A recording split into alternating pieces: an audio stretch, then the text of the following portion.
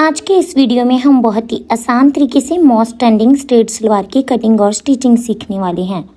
सलवार को बनाने के लिए मैंने सबसे पहले फैब्रिक को लेंथ वाइज डबल फोल्ड में रखा है। इसके बाद इसी फैब्रिक को विड्थ वाइज 4 फोल्ड में रखेंगे। फैब्रिक का पना ज़्यादा है तो हम इसके एक साइड से हम बेल्ट निकालेंगे। बेल्ट की लेंथ मैं 7 इंच लूँगी और इस तरीके से मैंने 7 इंच का एक स्ट्रेट मार्क कर लिया है और इसी मार्किंग के ऊपर हम कटिंग करते हुए एक बार बेल्ट वाले फैब्रिक को हम साइड में रखेंगे और जो भी हमारा लेफ्ट फैब्रिक है उसको अगेन सेट करते हुए हम 4 फोल्ड में रखेंगे। फैब्रिक की फोल्डेड वाली साइड मेरी तरफ है और ओपन वाली साइड आपकी तरफ है। फैब्रिक की लेंथ 4 फोल्ड में 35.5 इंचेस है और विड्थ 24 इंचेस है। सबसे पहले सलवार का मेजरमेंट जान लेती हैं।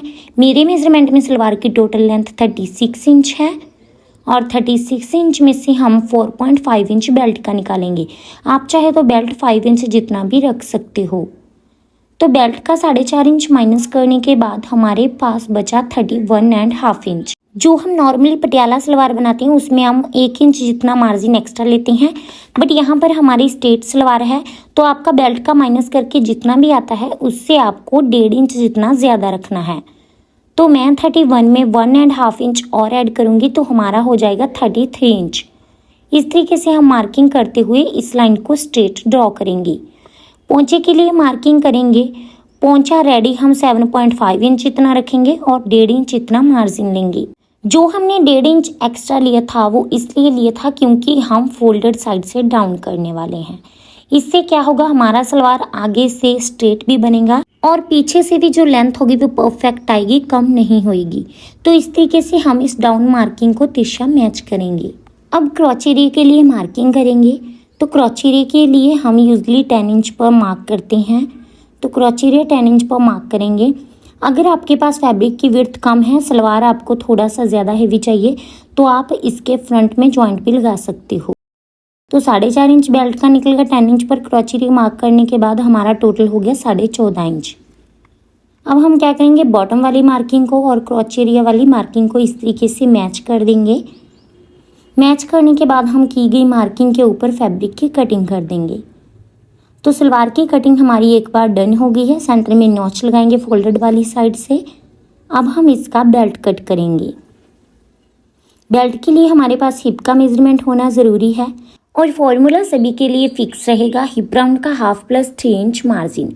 मेरे मेजरमेंट में हिप राउंड का हाफ 20 इंचेस है, उसमें हम 3 इंच मार्जिन का ऐड करेंगे तो हमारा हुआ 23 इंच।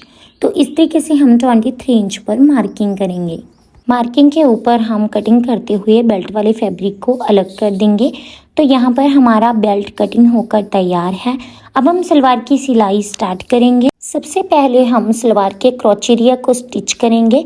तो देखिए, सीधे के ऊपर हमने दूसरे पल्ले को उल्टा रखना है और हाफ इंच का मार्जिन लेते हुए हम एक साइड वाला क्रॉचेरिया स्टिच करेंगे। इसके बाद बिल्कुल सेम मेथड से ही हम दूसरा क्रॉचेरिया भी स्टिच कर देंगे। देखिए, हमने दोनों ही क्रॉचेरिया की स्टिचिंग कंप्लीट कर ली है। अब हमने क्या करना है, कोई भी एक साइड वाला क्रॉचेरिया लेंगे, आसन लेंगे और वहाँ पर हम बैक साइड के प्लीट्स डालेंगे। स्ट्रेट सलवार में भी ये वाले प्लीट्स डालने मैंडेटरी होते हैं। एक्स्ट्रा थ्रेड को कट करेंगे। एक साइड हमने इस तरीके से प्लीट्स डाल लिए हैं। अब स्ट्रेट सलवार में मेन बात होती है कि फ्रंट प्लीट्स कितने इंचेस पर डालें। तो बेल्ट हमने तैयार कर लिया है। मैं यहाँ पर नाड़ा डालूंगी, आप चाहे तो इलास्टिक भी डाल सकते हो। तो चलिए प्लीट्स का मेथड जान लेते हैं। उससे पहले आपको क्या करना है, बेल्ट वाले फैब्रिक को मेज़र कर लेना है, तैयार बेल्ट को। तो हमारा यहाँ पर 22 इंचेस जितना तैयार बेल्ट है। तो सभी के लिए फॉर्मूला फिक्स होगा जो मैं बताने वाली हूँ। स्ट्रेट सलवार के लिए जितना भी आपका तैयार बेल्ट है उसमें से आपको 6.5 इंच माइनस कर देना है, क्योंकि जो हम स्ट्रेट सलवार में प्लीट्स डालते हैं वो हम 6.5 इंचेस पर ही डालते हैं। तो इस तरीके से हम 22 इंचेस में से 6.5 इंच माइनस करेंगे तो हमारा बचेगा यहाँ पर 15.5 इंचेस। तो जितना भी आपका तैयार बेल्ट है स्ट्रेट सलवार के लिए आपने उसमें 6.5 इंच माइनस कर देना है और जो भी लेफ्ट आता है उस तरीके से आपको बैक साइड से मार्क कर लेना है। तो अभी हम बैक साइड वाले प्लीट्स का बिल्कुल सेंटर लेते हुए वहाँ से यहाँ पर भी 15.5 इंचेस बनता है, वहाँ पर हम ये वाली मार्किंग लगा लेंगे। अगर आप इस फॉर्मूले से सलवार रेडी करोगे तो आपकी सलवार बिल्कुल परफेक्ट बनकर आएगी। ये हमारा दूसरी साइड वाला आसन है और यहाँ पर हमारा सेंटर कट आ गया है और यहाँ तक हमको टोटल प्लीट्स डालनी है 6.5 इंचेस पर। तो चलिए अब हम आपको प्लीट्स बनाकर दिखाते हैं। स्ट्रेट सलवार में यहाँ पर गैप होता है यूजली फैब्रिक का, वो हम 1.5 से 2 इंच जितना रखते हैं। तो मैंने यहाँ पर गैप तकरीबन 2 इंच जितना रखा है और इस तरीके से आप अपनी फैब्रिक के अकॉर्डिंग प्लीट्स डालते जाएं। मैं प्लीट्स का गैप हाफ इंच जितना रखूँगी। तो ये जो आपका सेंटर वाला कट है उसी में आपका सेंटर प्लीट आना चाहिए और आपका जो सेंटर प्लीट होगा वो आपका 4.5 इंचेस पर आना चाहिए, इससे ज़्यादा नहीं, वरना सलवार पीछे की तरफ घूमेंगी। जो हमने कटिंग करते वक्त सेंटर में नोच लगाया था ना फोल्डिंग साइड पे, वो हमारा 4.5 इंच पे आना चाहिए, 4 इंच पे। और इस तरीके से हम मार्किंग तक 6.5 इंच तक प्लीट्स को पूरा करेंगे। तो देखिए मेज़र करने के बाद दिखा देते हैं, हमारे प्लीट्स कंप्लीट 6.5 इंचेस पर आए हैं। इसी तरीके से हम दूसरी साइड भी प्लीट्स बनाएंगे। अगर आप मेरे फॉर्मूले के अकॉर्डिंग प्लीट्स डालोगे स्ट्रेट सलवार में तो आपकी जो प्लीट्स होंगी वो परफेक्ट बनकर आएंगी और जो बेल्ट होगी उसको लगाने में आपको कोई भी दिक्कत नहीं होगी। आप चाहो तो साथ ही साथ बेल्ट लगा सकते हो, बट ये वाला तरीका मैंने आपको अच्छे से समझाने के लिए यूज़ किया है, जो कि बहुत ही आसान है। देखिए इस तरीके से दोनों ही तरफ हमने प्लीट्स डाल ली हैं। अभी हम बेल्ट को अटैच करने वाले हैं।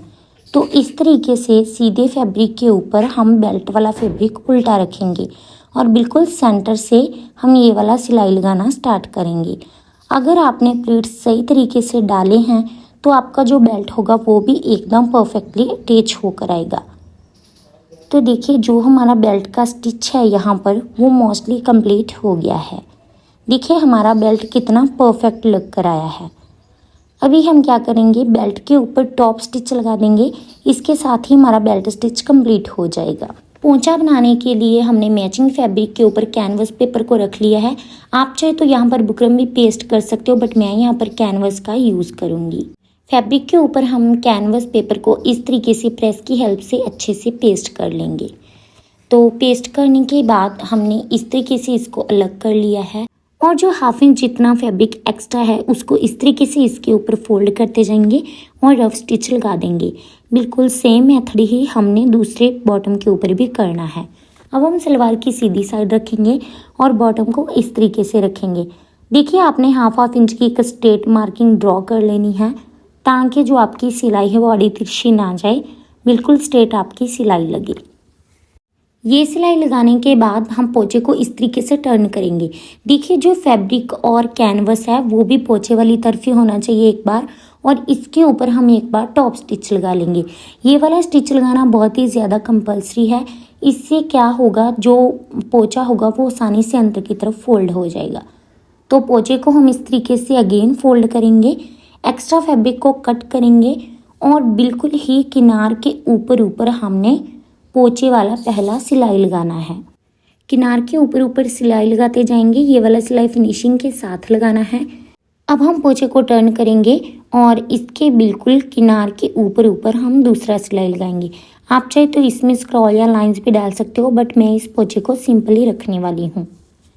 देखिए स्ट्रेट सलवार में मोस्टली पोंचा इस तरीके का ही बनाया जाता है। अब हम सलवार की फिटिंग लगा लेते हैं। जितना भी आपको पोंचा चाहिए उसी तरीके से आपने पोंचे की मार्किंग कर लेनी है और फिटिंग वाली सिलाई लगा देनी है। तो इस तरीके से हम सिलाई को कंप्लीट कर देंगे दूसरे पोंचे तक। तो अब हमारा सलवार जो बनकर रेडी है, ये है हमारे सलवार का फाइनल लुक। अगर आप हमारे चैनल पर नए हो, चैनल को सब्सक्राइब करें। वीडियो अच्छा लगा वीडियो को लाइक शेयर और चैनल को सब्सक्राइब करना ना भूलें। Thanks for watching the video.